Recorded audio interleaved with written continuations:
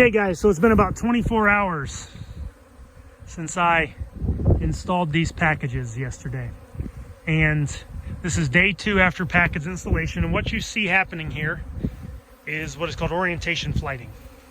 Orientation flights. These bees that were in that package are not used to this hive. And so as a result, they have to become familiar with essentially flying back to this hive when they go out to forage. So these bees have been designated as the hive's new forager bees. And they are learning how to fly and come back to their home. It's not a swarm, it's not anything like that. They're not unhappy, they're actually quite happy. They're accepting their hive and saying, okay, let's go out and forage, let's find stuff, and let's come back. But I need to learn how to get back to where I live. So that is what they are doing.